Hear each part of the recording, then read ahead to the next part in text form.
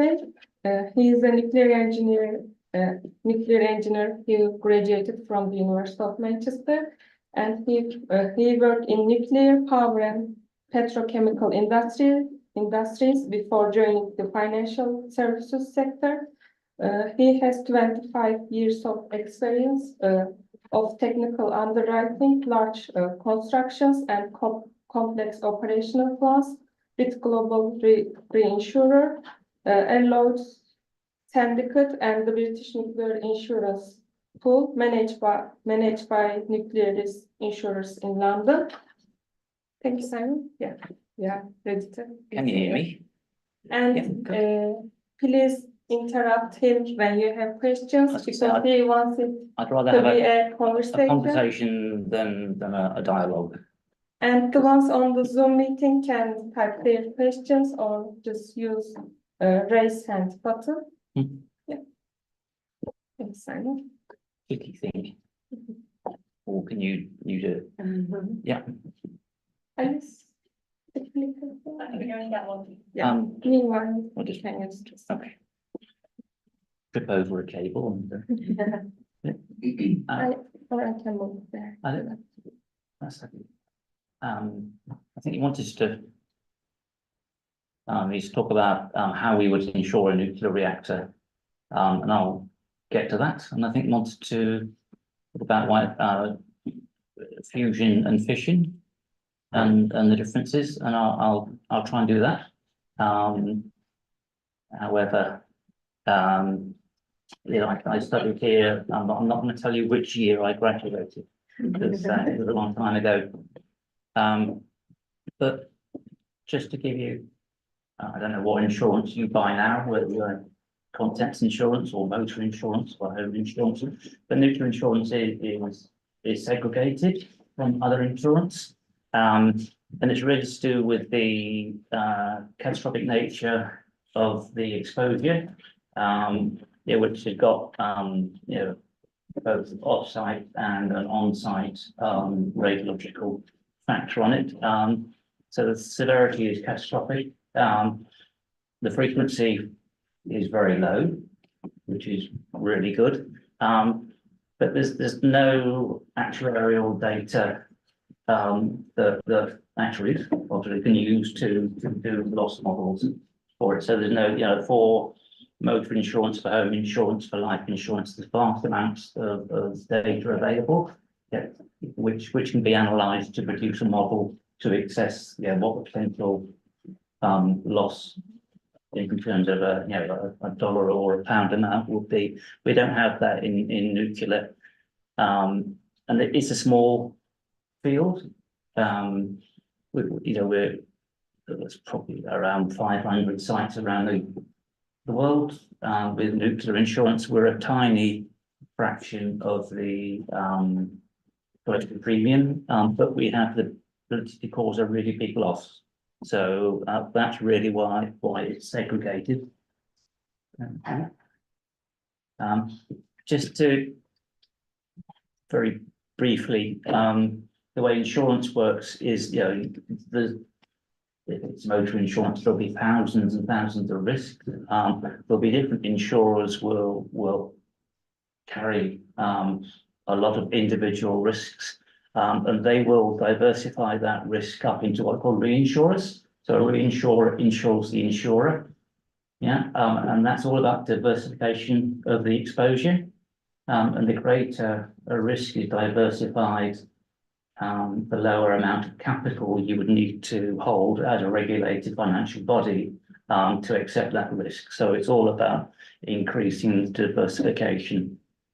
And if it's lower capital that a company needs to hold to write risks, then it's going to be cheaper premiums, because obviously the capital that a company holds, it needs to produce a profit on that capital to satisfy the shareholders.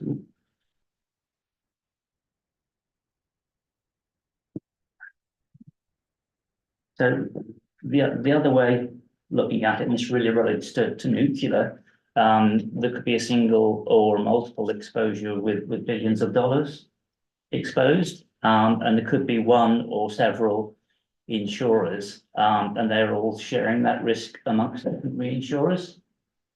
And as the loss frequency reduces and the severity increases, that becomes a challenge for accumulation of exposure. So the same thing applies with earthquake insurance. It's low frequency, high severity. So again, earthquake exposure is managed by insurers, but it's all around managing a volatile exposure. What is USD? Sorry, the USD. dollars. Okay. Sorry, you. I was thinking. Yeah, so we operate in multiple currencies, but mostly US dollars. Okay, so conventional insurance excludes nuclear energy risks and radioactive contamination, and it's for those reasons of separating, you know, a very low frequency, high severity exposure into the financial markets. But the way it's done by nuclear insurance pools, by mutuals. Mutual is where a lot of operators of all the big nuclear pool operators around the world tend to have joined a mutual insurance company where they all share the exposure.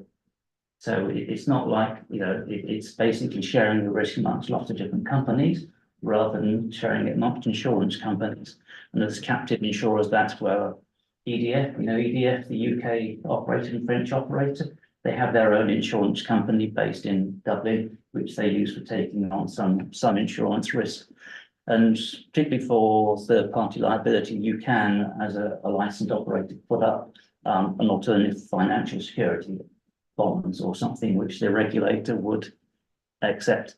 The other thing to point out is the construction of a nuclear plant is not a nuclear energy risk. So it doesn't go into the pools or the nuclear insurers until the nuclear material is introduced. So a pool, I work for the company that manages the British nuclear insurance pool. Yeah. So a pool, and the pool is just a mechanism where we have about 30 insurance companies delegate their authority to us to insure nuclear risks. And so each insurance company gives a small amount of capacity. It's not in some ways, but they will give a million, the biggest will give 100 million or so like that. But pulling capacity into one place, which lets us effectively efficiently insure the risks. So yeah, so it's basically a pool is basically with people who specialise in nuclear insurance, and it's a sort of more technical form of insurance, but it's again started in the 50s. There's 25 pools around the world, so most countries with nuclear power will have a pool of some description. But it's because it's very because we will have on the biggest risk, we'll probably have around 300 insurance companies around the world sharing the risk. So it's a very secure, both from the point of view of making the claims get paid, but the insurance carry on after a major event. So it's all about diversification of the exposure. So that's just another picture. Does anybody know who that plant is? Which that plant is? No, okay, it's the Baraka plant in the UAE. So yeah, but you can see how a pool exists. You know, and one other clarification: we're a not-for-profit organisation, so our members, they're responsible for our costs, but our goal is not to make a profit for NRI, the company I work for. Our goal is to write insurance for the members who delegate their authority to us. So that's different from most, you know, an insurance company. We're not an insurance company. We're basically a specialist organisation. We're not there to make a profit, but insurance companies are.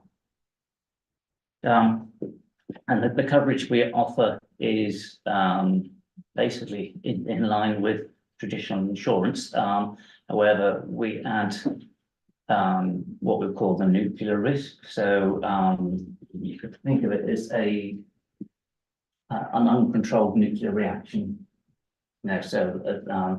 Fire is a peril, earthquake is a peril, theft is a peril, and the nuclear risk, that's a peril as well. So if a reactor is uncontrolled, or a chemical process or a fabrication process for fuel is uncontrolled, then that will be a nuclear risk, excluded in traditional insurance, but insured by us.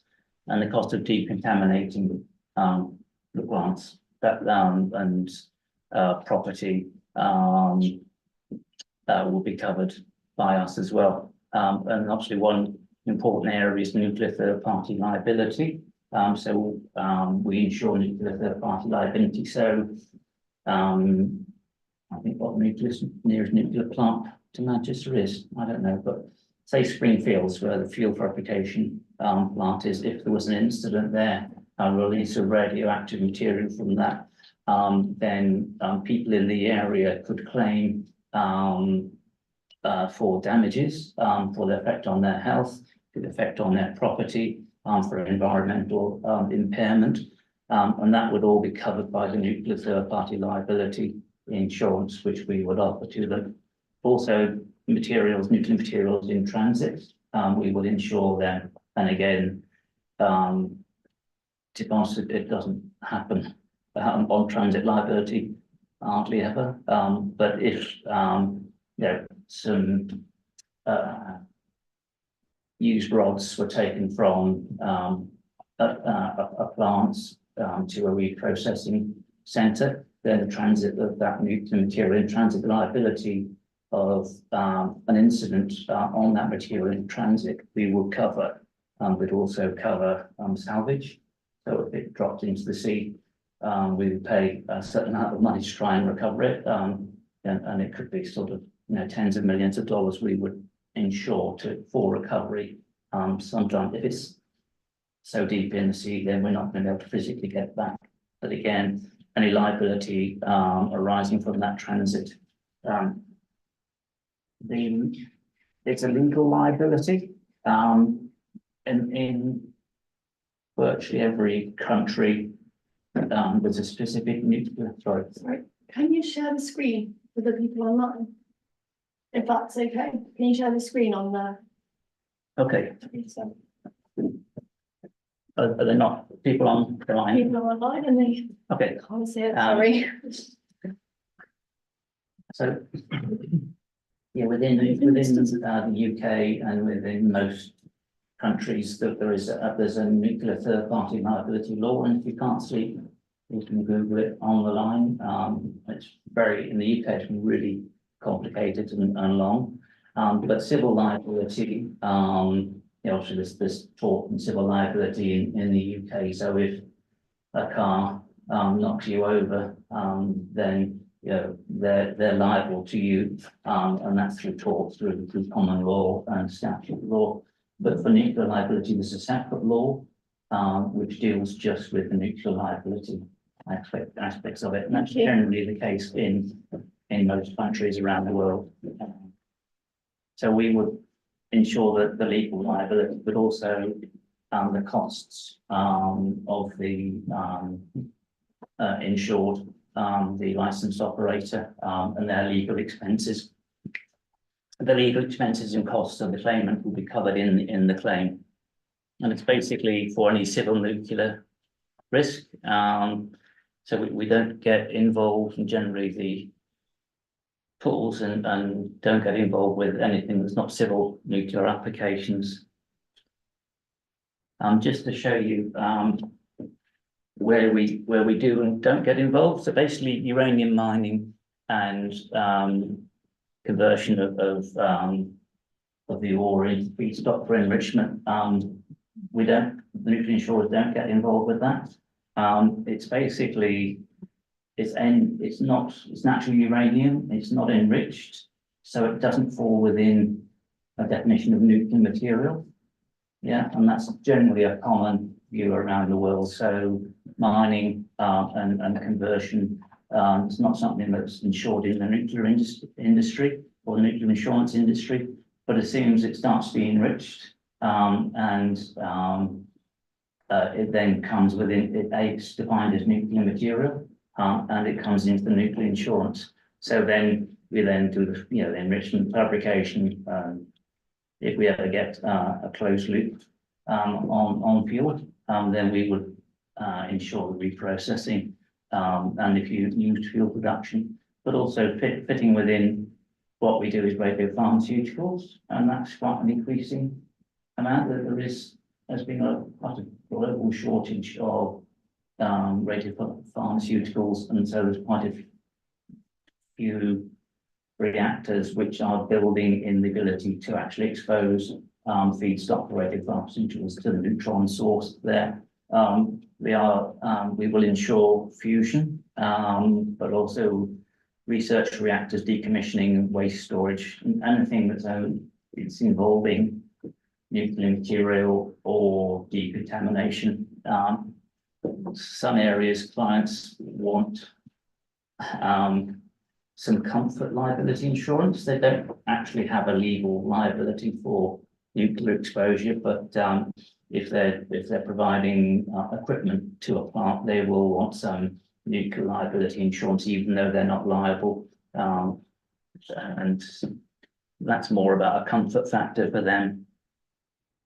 So really, it's when material starts to get enriched and anything involving radioactive materials, highly radioactive materials.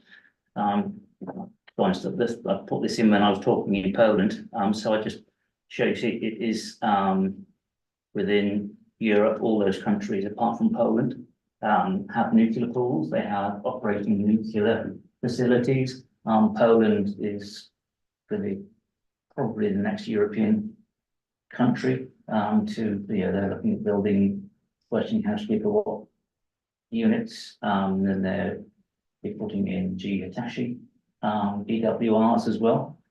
So we're working with them to create a pool in Poland. I think the other interesting thing there is that we have long-term relationships with clients. That's unusual. It does happen outside in conventional insurance, but I think the longest client we had was Imperial College. They started with a research reactor in 1958, and they gave the license back in 2022. So we insured the same clients for that period of time. So it's a very long-term relationship. They're in Canada, McMaster University, I think 1959, I think they started insuring out the Canadian pool, still insuring it, and we're supporting them in that. So it's unusual. When I buy my car insurance, I look around every year, who's going to give me the cheapest deal. And when I was doing construction, then most clients would just look for the best deal. Some would look for a long-term relationship, but nuclear is very much about long-term relationships, and that's one of the reasons why it's within NRI company I work for 15 people. We write about £80 million premium a year. So that's and there's basically 2 senior underwriters and 2 younger underwriters coming up through the ranks. So that's a lot of premium for a couple of people to write. But because of the way these long-term relationships between the pools and the operators makes it an efficient process, because very often it does come down to the last minute. You're coming up a week before renewal, and the client did the ring and asking for options, and because we all know each other in the building community, we can get things done quickly. This is how we share, because within nuclear insurance, the members of each pool around the world, they don't buy reinsurance in the way that traditional insurers do. The way we manage that is by interpool reinsurance between the different pools around the world. So it's all about sharing and increasing diversification. So so we'll work with German pool, Swiss, French pool, with Japan, China, Korea. So we all share the risks around the world. So it's all about diversification. So if there's a big incident, touch wood, it won't be, then our members are all going to be secure financially, so they can pay their claim and they can carry on giving nuclear insurance. So it's all about sharing, really. Oh yeah, this was this is how we would assess if a nuclear power station, we wanted to insure it.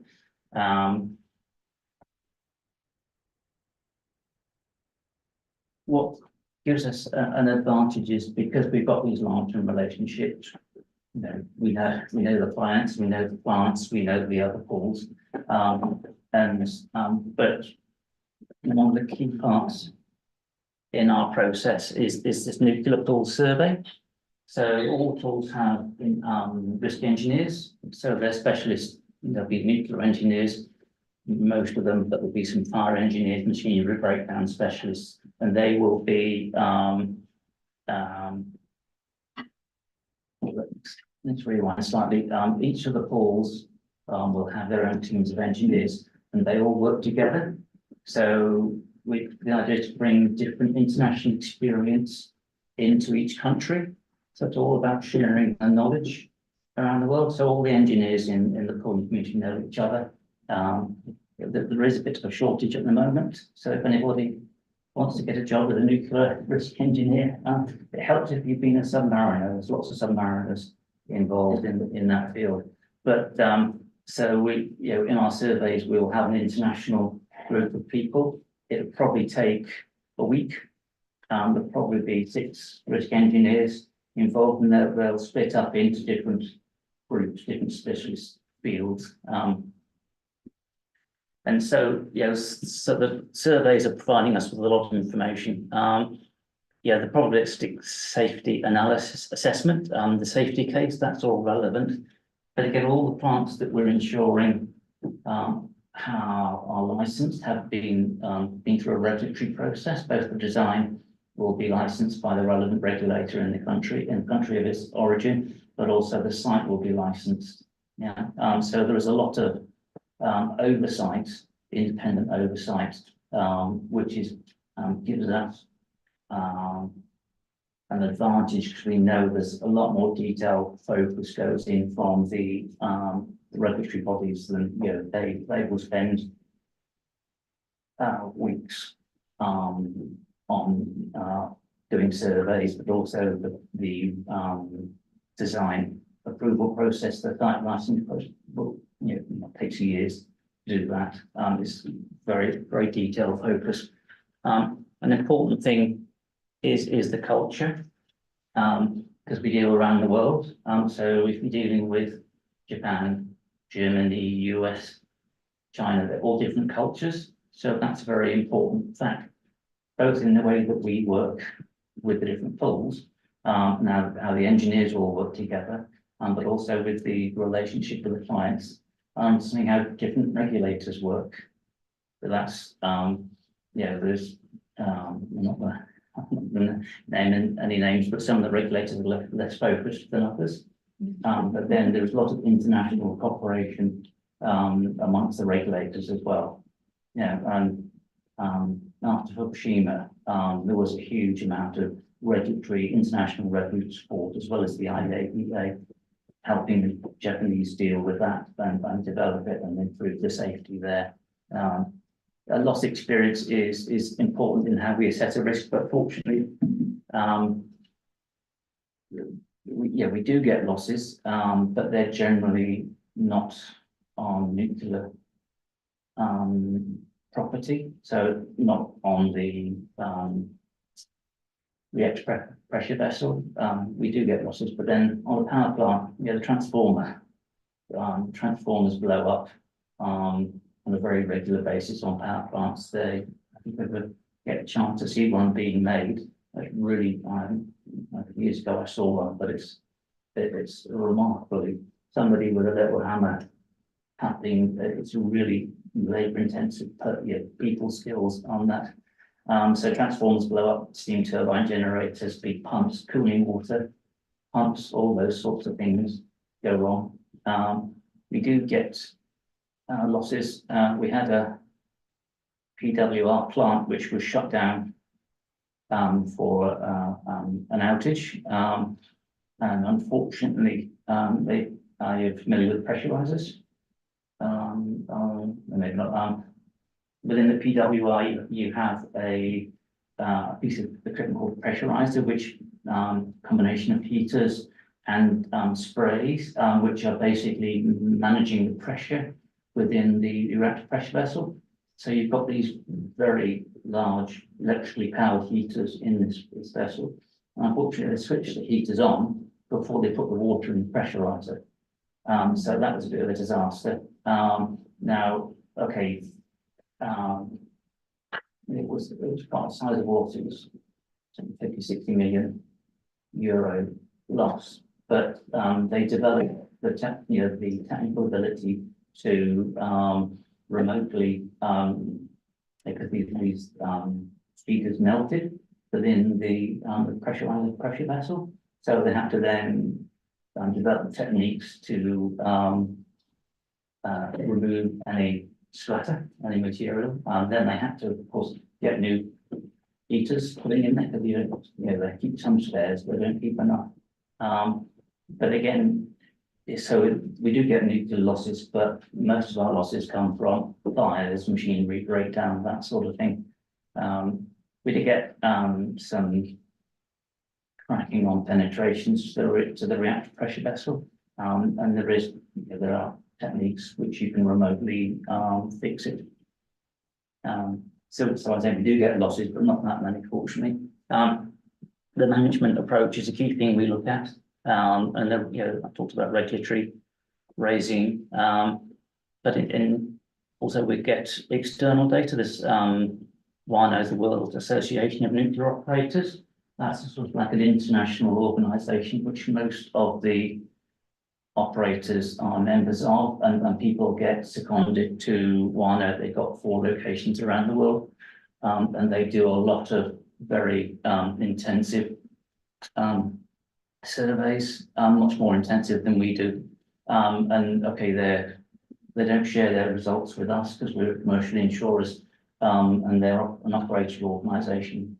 But we have seen plants which have their standards have been slipping due to lack of investment, and WANO has gone in and worked with the operator to improve their risk. So they're a very positive element on it. And there are lots of other nuclear agency reports which are available on the line.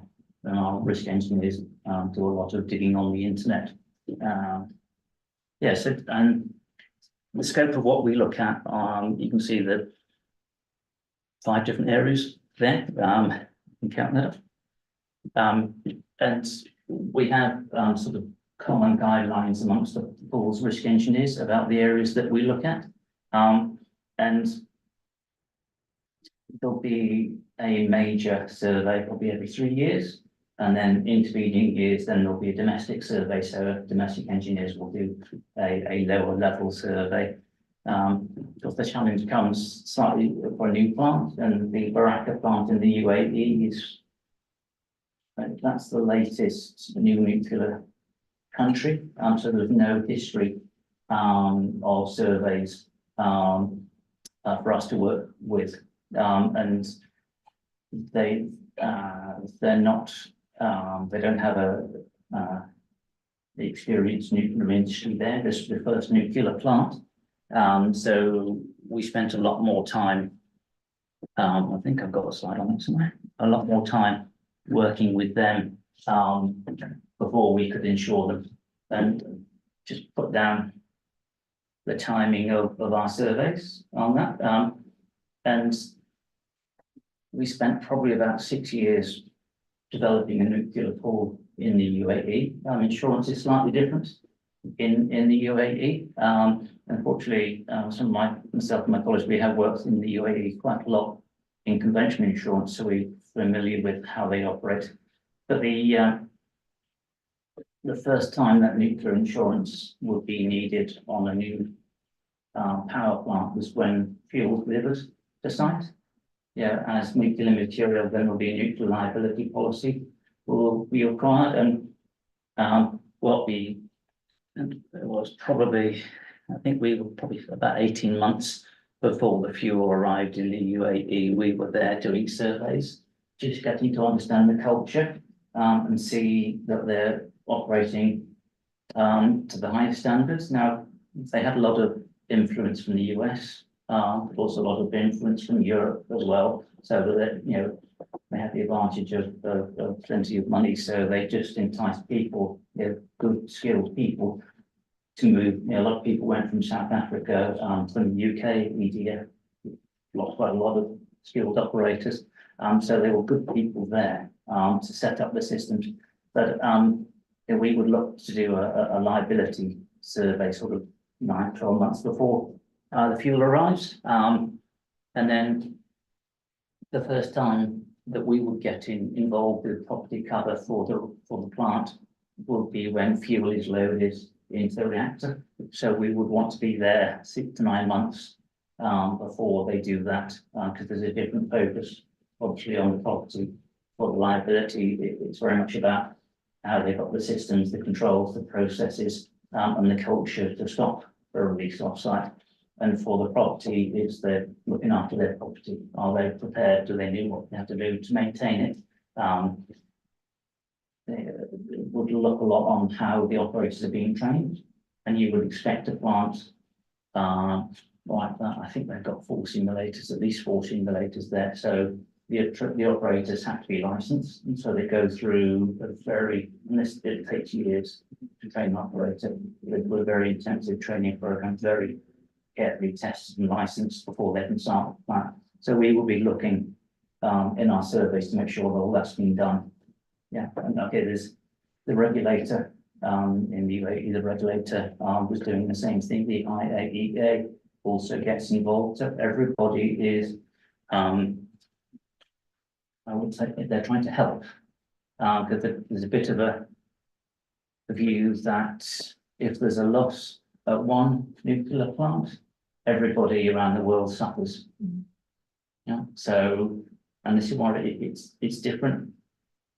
Yeah, particularly in process chemicals or conventional power generation, there is a little bit of interaction, but there's a huge amount between all the various parts, the regulators, the operators, organisation. They're all trying to just make sure everything's safe, because you know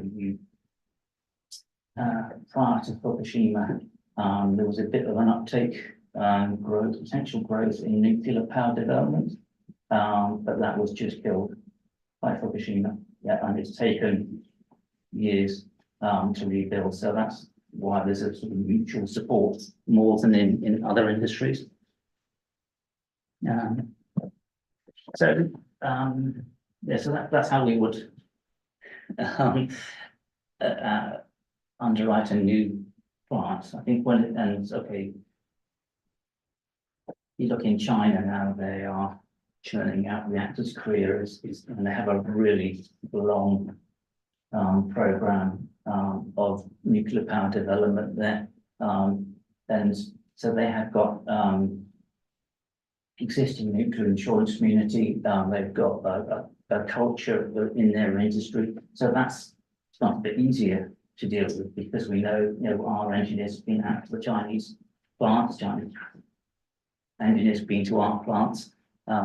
So we understand that. So it's a bit easier when it's you know, you're doing, I believe, 3 a year, or however many they're doing, because you know their culture and their process. You've got a team, you know, the teams who are going to build it and design it and manufacture it, go from one project to the next, and then they've got teams of operators being trained up. So they've got like a production line, which is a real advantage that they've got.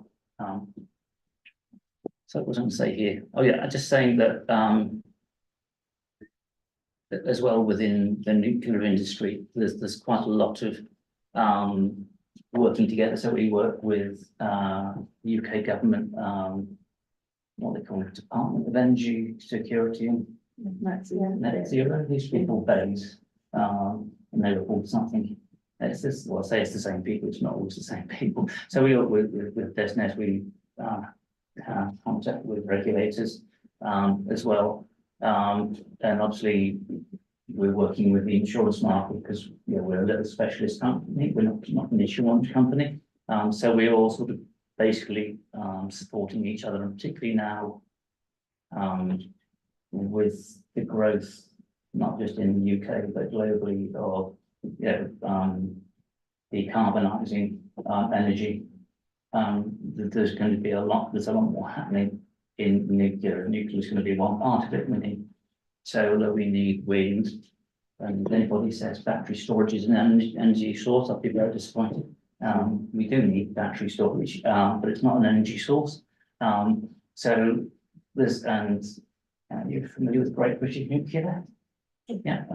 So we talk with them. Our chairman, Tim Stone, he's on the Great British Nuclear board. He's also on the Nuclear Industry Association board. So the sort of, we all know each other, but we all in contact. We're all trying to support, because whereas we are a not-for-profit organisation, one of our goals is to support the nuclear industry in any way we can. So that's why I'm here. We want to support the nuclear industry, and that's quite nice because I'm not focused about making a profit. Obviously we make a profit for our members on the insurance companies. If they started paying a few more claims, they might not be happy. But and again, it's all INPO, or Institute of Nuclear Power Operators. I think that's a bit more US based. And WINTI, that's for transport. And both the IAEA and the OECD, they have nuclear law specialist committees, about relating to liability, nuclear liability law. So we're all working together generally. Just talk briefly about nuclear third-party liability. The two principal conventions, actually, that I should take out 1960 because 2004 actually replaced the 1960 convention, and Paris Convention is mostly Western Europe. It was agreed in 2004. It took to 2022 to get it ratified by all the members, all the European members of it, which was just crazy. That's one of the problems particularly of government, intergovernmental, is getting things done quickly. But there are other conventions. Quite an important one is the Joint Protocol and the Convention on Supplementary Compensation. It's quite a difficult thing to say. There is a convention that's been agreed but never ratified for liability of operators of nuclear ships. So that is going to be the next thing, which you'll see much more of than I will, I think. Civil nuclear powered ships. There's quite a few companies who do Core Power. They're one of the companies who are really developing and pushing, working with the International Maritime Organization, IMO, trying to bring the marine insurance and the marine regulatory bodies together with the nuclear regulatory bodies, basically because nuclear powered ships currently are all government owned. They're military. The Russian icebreakers, they are owned by the Russian government, so they're seen as not civil. But there's a lot of work going on to provide nuclear powered bulk carriers to be trading across the main routes.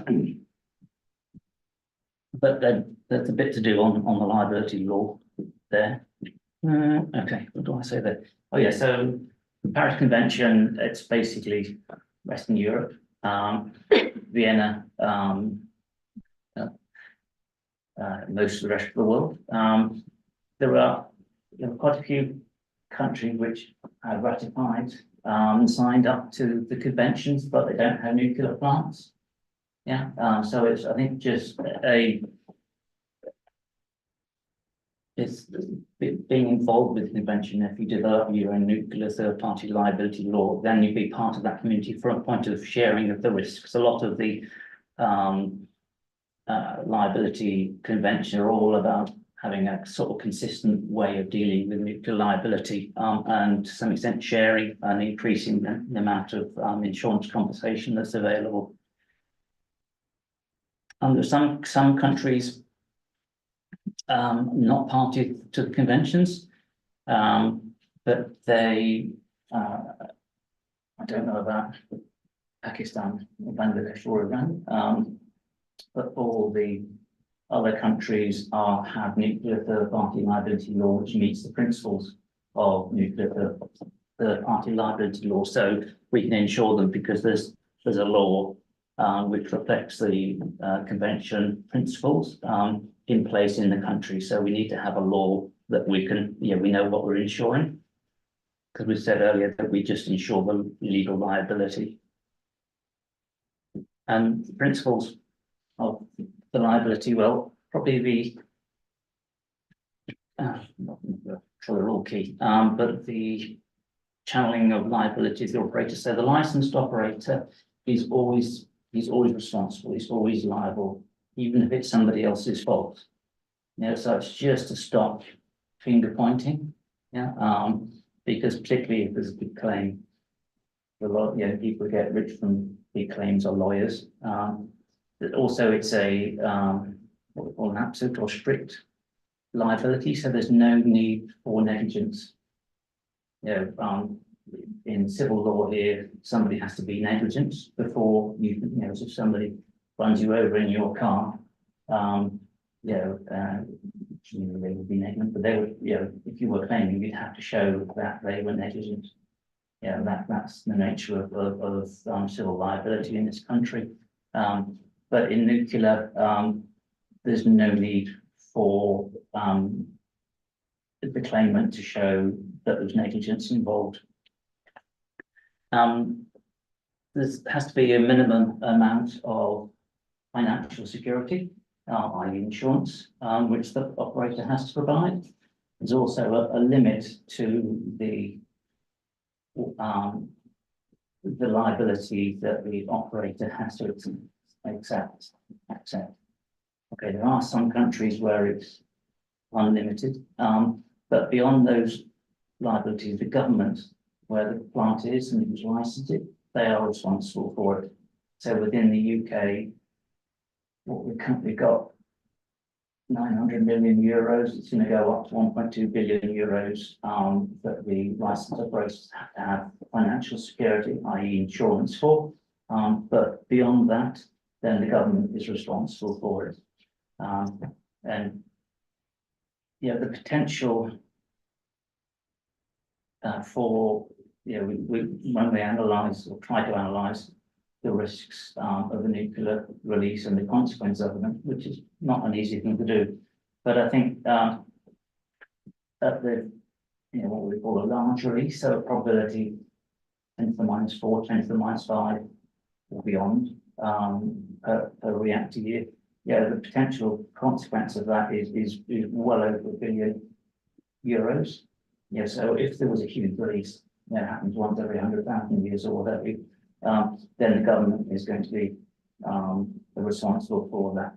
But obviously, for the higher probability, there will be lower levels of release, lower levels of claims, so the insurance will be providing, but the top up comes from the government.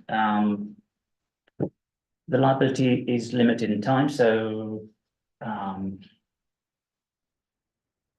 there's a period of time we call prescription period. So there's an event, and you would have a period of time, which generally 10 years to claim against the licensed operator. It's some places it's 30 years for personal injury. Sometimes it's 20 years for material that's been jettisoned. So, but there's always a cut-off, so it's not, you know, we couldn't claim for the Windscale fire. We had a little 1957 or something. I don't remember that personally, but I'm sure you don't. But then there's a limit in time, so 3 Mile Line of the US is different. Yeah, but there's a limited period of time, and you know, 10 years mostly for property damage. Some countries it goes up to 30 per person's injury. The equal treatment of victims, so everybody is, whoever it is, whichever country they're in, which nationality they come from, everybody's treated equally, and there's an exclusive jurisdiction. So the law, you know, the court will be the court where the event took place. So that is quite important. So it's just clear for everybody which court's going to be looking at it. Yeah, I think that's probably. How are we doing on time, by the way? 15 Okay. minutes.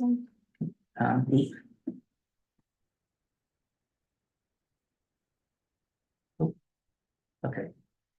Just to show you the difference. So within the red rooms,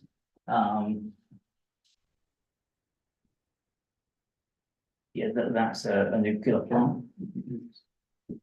I would be impressed if anybody knew which one it was. I have the advantage, I know which one it is. But within the red blobs, that's the property insurance applies, you know, and the license site will have a very detailed map showing what is within the site and what is outside the site.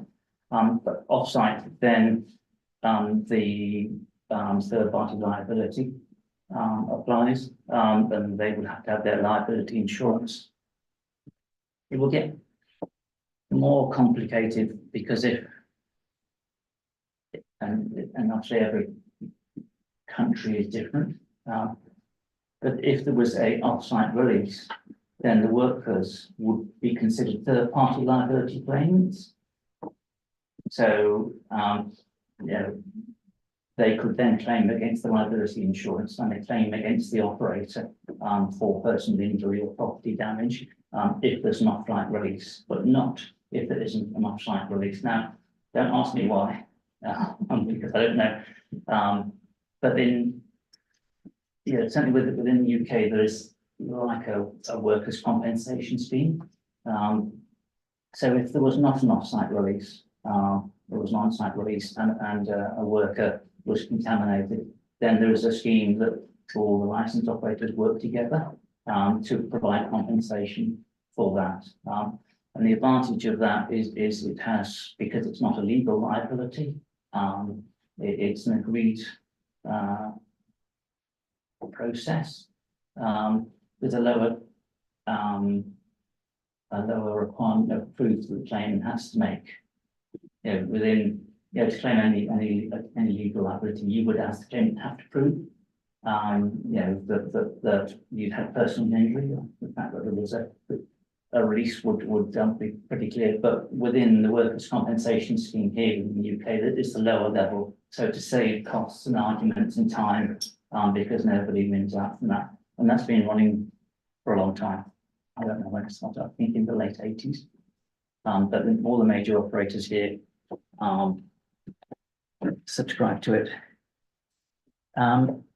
Just to show how anybody recognise this site? It's actually so the big green blob is the Hinkley C construction site. So that's got a construction policy in the construction market. Yeah. The little yellow blob that's old shut down Magnox plants, which is owned by, which licensed by Magnox Limited. I don't know whether it's owned by the NDA, but they have a financial security. And then the right-hand side, that's Hinkley Point B, which EDF own, and they have nuclear liability insurance. So you can have one site where you've got different plants of different ages with different insurance and different owners. So just making sure it's clear, because if there was a release from the old Magnox plant, it's very low probability, then that potentially could be claimed by Hinkley Point C construction. Because they had contaminated. Also, EDF could claim against them. And the good thing to know is, as taxpayers, if you are taxpayers, we are indemnifying you. The government indemnifies Magnox Limited. So we are, as taxpayers. That's why we always say to NDA, you shouldn't get indemnity from the government, you should buy insurance. Let's talk briefly about construction. I think the thing it's a huge construction risk. There's tunneling. There's massive tunnels going out under the sea at Hinkley. They've got shafts going down 30-40 meters. So it's a huge civil engineering as well as mechanical engineering. It is, construction of nuclear is regulated. You would not be, couldn't do any serious building. You couldn't start building any nuclear qualified property until you've got your license and the regulator to build it. There's huge lifts, there's massive rotating equipment, high energy. But there is over 50 reactors being built around the world. So there is a construction market who can deal with that. And that's a slightly more complicated bit, and I say it's a challenge, it's not really a challenge, is to the transfer between construction and operation. And really the key bit is the reactor pressure vessel. Okay, it's known as the high radioactive zone, and it's a bit more than that. It deals with fuel channels, used fuel channel as well, but that comes off cover from the construction market when fuel is loaded. So that will then come into the nuclear insurers. And for the nuclear island, so the containment building, what they call flexor, fire, lightning, earthquake, impact, aircraft impact, explosion and earthquake is all excluded from the construction policy, and that comes over into the nuclear market. The rest of the plant stays on, so conventional iron, steam turbine, generator, all the balance of plant, all the safety systems, the cooling water intakes, that all stays through the construction market. And we just have a phased handover to it. And it was in the UAE, when it was there was no existing nuclear insurance. It was a little bit more complicated, because normally with Hinkley Point C, when they load fuel, it will go into EDF's nuclear insurance program, that's existing. So it's just a question of bolt and dot. In China, each time they load fuel into a new reactor, when they're building it, it will go into the nuclear insurance program, which is existing. It's just when, so the next challenge will be probably Egypt, when that gets to the point of loading fuel. And then Poland again, and each new nuclear country is a bit more complicated. Okay, we're doing more time. Okay, let's see that. I think, well, we talked about that. When fuel arrives on site, you need the nuclear liability insurance. When fuel's loaded, then you need your property insurance, and they're called commercial operations. So the point at which all the performance tests have been done, basically the snagging lists have been completed far enough, there's a commercial handover from the construction to the operation, and then the whole, the full risk insurance comes over to the nuclear insurers. Again, similar approach. Okay, if there's modular assembly, if they get into modular assembly for SMRs, then you could have a modular fabrication yard remote, where modules are constructed and transported to site. We'll see how that actually happens. If it's something like an eVinci, microreactor or USNC, yeah, the sort of 5-10 megawatt, there's a possibility that fuel will be loaded at the module yard. So I think they're talking about it almost being put on the back of a lorry and moved around, in which case then the module yard would need to be a licensed site to handle the nuclear material. They'll need the nuclear insurance when fuel arrives and is loaded into the property as well. But then that's everybody that we talk to in the SMR field, apart from Westinghouse and USNC, are probably not going to do that. But again, that's just a slight subtlety that we'll need to deal with. I think, yeah, we see, well, lots of people want us to talk about SMRs. Always this message, I have them standard module, don't call them small, because they're not really. You know, Rolls-Royce is not small, Hitachi is not small, but just have them as standardized. Don't keep changing the design every time. All that it does is cost money and delays things. Make it modular, you know, and okay, regulatory, okay, that's going to be, I think, but safeguards and security. Security, obviously, security of the site, safeguards, management of nuclear material. That's one of the areas of focusing, particularly for small and potentially remote sites. I think one of the big things we see is shortage, skills shortage, both of manufacturers to make it and the designers to design it, the contractor to build it, and the operators. And I think that's why for you guys, just getting into the nuclear industry, if that's where you go, your timing is very good. Okay, finance is going to be challenging. I think fuel supply constraints. I think the fuel industry, Urenco, Revo, all those guys are really ramping up and increasing their capabilities. So they'll be investing large amounts of money in new enrichment and fuel fabrication plants. If you look at the price of uranium, if you say enough, look at the price of uranium, it's shot up over the last year. So Urenco and quite happy bunnies at the moment. I think, yeah, I think one of the things that people do talk about is not having an SMR for power production, but for industrial heat and power.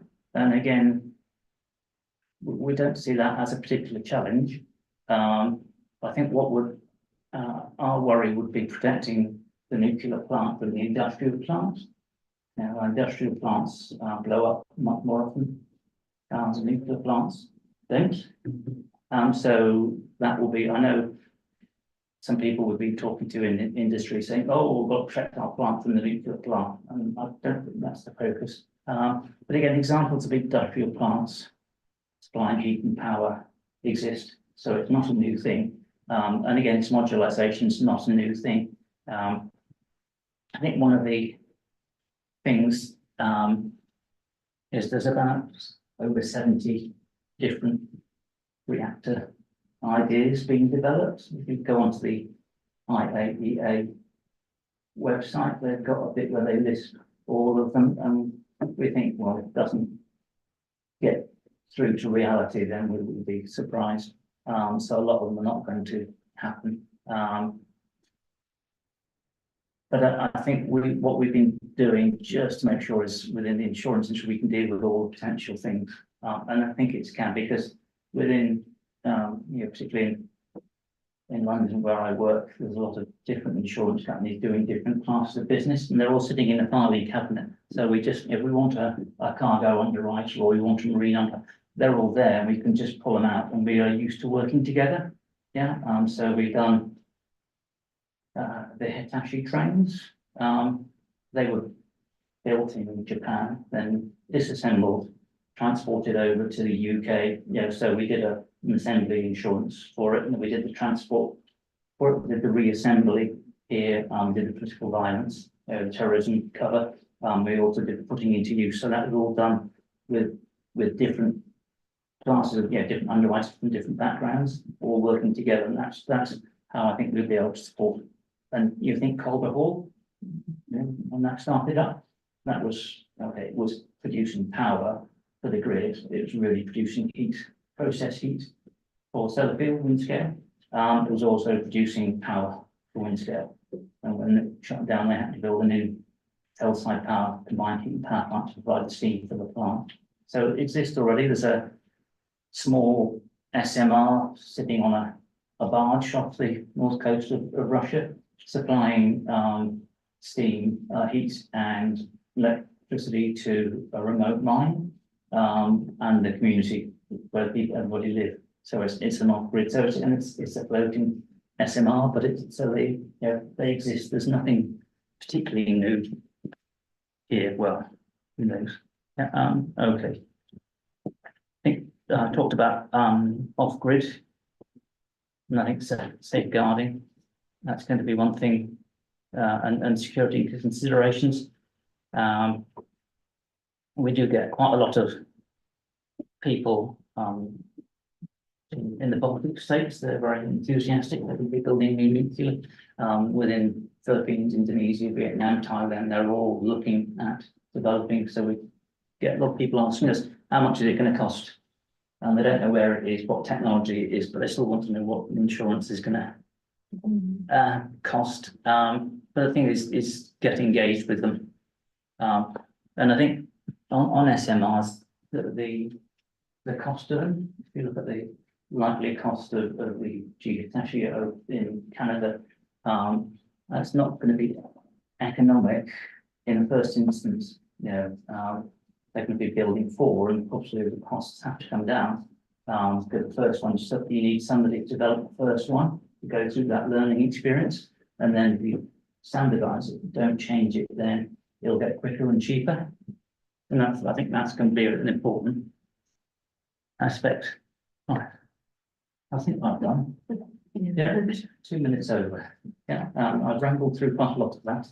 I'm very happy to ask questions, answer questions. I can ask questions as well. I can say, when is the Manchester City celebrations going to happen?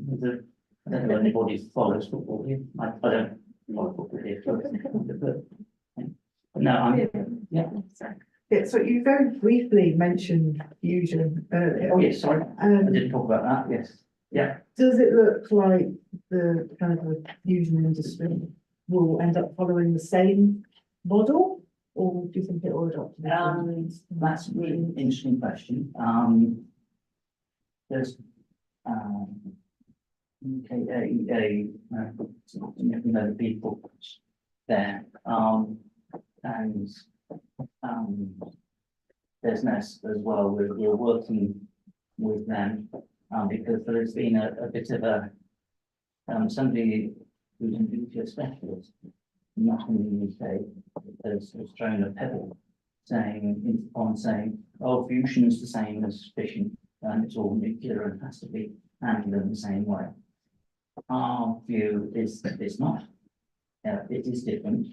So next week, and so we're trying to start particularly within the insurance community education process, because there are not that many engineers in insurance, and even fewer nuclear engineers. So then Lloyd's of London, the marketplace where all the syndicates sort of plant their hat. We're working with them, with the UKAEA, with business, and with the Fusion Industry Association, US based, so we are, our view, not necessarily our members' view, I'm sure they would have a view. It's not the same, it is different. And to be honest, it will be in our interest for Fusion to come in and be treated separately, because it will give us more business, but we don't think it's technically sound. So there is work going on, and the question over how it's going to be regulated Yes, if there's gonna be, yeah, I think personally wouldn't see why you would need to have compulsory nuclear insurance for deficient plant. That makes no sense to me.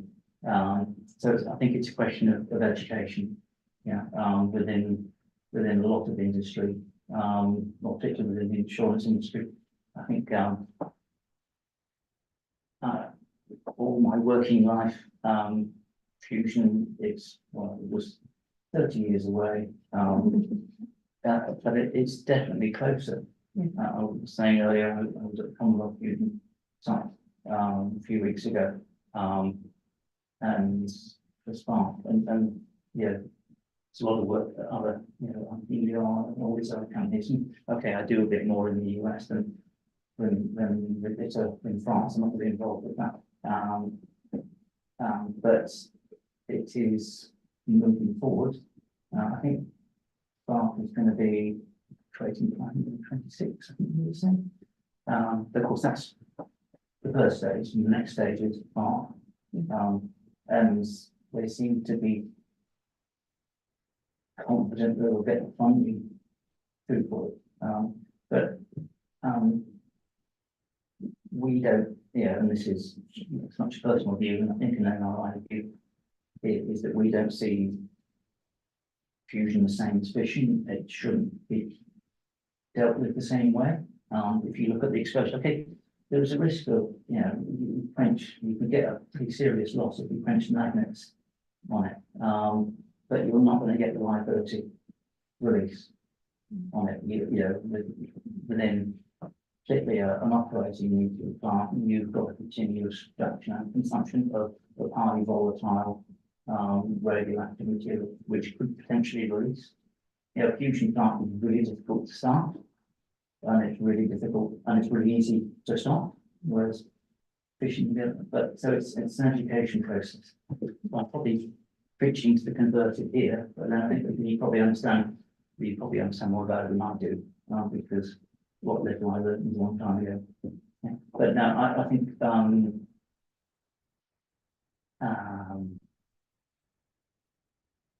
I think that it'd be interesting to see how the market in London reacts. I think the US market could react differently.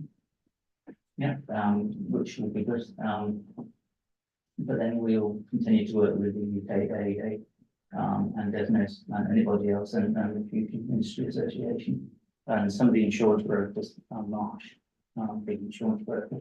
They've now got a person who's their centre of competence for fusion. I would call it their centre of incompetence. But he's nuclear engineering, he's an ex-naval guy, he's very good. So they're really focusing on their part of this education process. Yeah. And maybe we start calling on you guys. Doesn't technical. Yeah. Yeah, because we've got 3 full-time risk engineers, 2 of them are nuclear, and we've got part-time retired risk engineers that just do it for fun. So basically they're following all these things, and generally I answer difficult questions. Sorry, I forgot to mention that. So, but then so on Spark CFS, when the construction insurance on the top of that will stop when the first steady plasma is held. It has got a proper definition on it. And that was driven by a German insurance company. They didn't talk to us. We weren't in construction at that stage. We haven't writing the construction of that. So for that insurance policy, when they start, we get that point of having their first steady plasma, then we will provide the nuclear insurance for them. And that's why I was out there. So we start the process. It's probably 2, 3 years, 2-3 years away. But as it takes that process of us. So without there with one of our risk engineers, because they go over to North America, they'll keep popping in, start engaging, learning about their processes, about their culture, really smart bunch of people. One other question I asked, which was not very high level, they certainly knew the answer. Yeah, so, yeah, sorry, I rather you want to get. Yeah. Okay. Are there any other questions? Yeah, James. Thank you for your talk. It's really good. Is there any sort of golden bullet with regards to what insurers look at when they're defining the meaning of nuclear material? What's the regulation you all sort of pull out and say? We follow whatever the national law says. So in the US, it's something different. You know, I can't remember, Price Anderson Act, is it? Like, the Atomic Energy Act in the US. That specifies what nuclear material is. I think generally, and so we do the nuclear third party law in the UK has a definition of what material is covered under from a liability point of view, and that relates to and it's quite specific in different isotopes and different amounts. And you could probably, if you want, I can probably get someone to find that out for me. But then there's accepted matter regulations in the UK, which is for lower level of radioactive materials. But then generally, we say if we're dealing with most of our businesses is power and fuel, enrichment and fuel production. It's if our view from nuclear material is when the first enrichment of uranium occurs. So when you first put some X-fluoride in first centrifuge, at that point, then we would take it on as a nuclear insurance risk.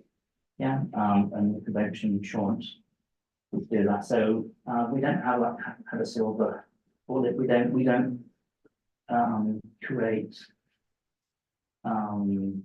those sorts of definitions. We follow what is defined within relevant national law, and obviously it's different in each country. And so, yeah, because we are just a small company. We're not technical specialists from that point of view. But then, okay, our risk engineers got one from submarines, two from power plants in the UK, three from power plants in the UK. So that's their life and their view. We've got somebody who's more specialist in transit liability. That's quite the specialism. So, and they will have we have different policies for accepted matter, i.e. materials doesn't fit within the NIA. Yeah. And then we get also, as I said, we do get requests for some people who want a liability policy, even though, because it's a sweet easy and it's a positive thing on their balance sheet and their risk management approach. And so we will support them with that. And if they really, we would explain to them, look at your contract with the license operator, because you can transfer liability within a contract. So we would encourage them to look at that. And if they really do want one, even though we see there's no liability, then it's a very, we can't sell insurance policies and charge a lot of money when there's no chance that we're going to expose pay a claim. That's not really how we're proposing. It might sound unusual for an insurance company, but it's all somewhere I put in the buzzword social license, which is a bit of a buzzword, but part of what we do is about supporting the nuclear industry.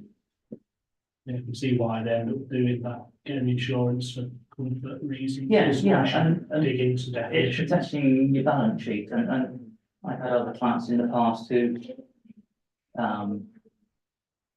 they wanted conventional insurance because if a big event happened, they could say, make enough, so don't worry, if the events happened, we're insured, and they don't want to protect their stock price. and their credit rating, because that, you know, if you're a commercial organisation and you've got a lot of debt, then your cost of your debt will increase as your credit rating or your share price reduces. So there's a lot of reasons why people buy insurance more than just getting a claim paid. Yeah, but yes, and it's comfort. Thing. And operators don't have to buy property policies, but absolutely do. I think when you dig into the definitions provided by some of the regulations, you end going down a bit of a rabbit hole, such that it's not really clear. Yeah. Would you stand up, and would it stand up as a case? Yeah. Might as well get insurance. Yes, and I would say we have specialist nuclear third-party liability lawyers that we use. And when the law changed and came in 2022, they found it very difficult because rather than starting afresh, they just went through changing all the existing law. That made it really difficult. Most countries, you've got a law, they're not very long, you know, they're maybe 10 pages or something like that. Well, maybe a bit longer. But yeah, it's pretty complicated. And so, but we basically will provide what is needed. And I wouldn't disagree with you saying that it's very complicated. And particularly when you get international transit, when you how the conventions work and don't work, and how they relate to each other or not, and you've got a country which is not in a convention.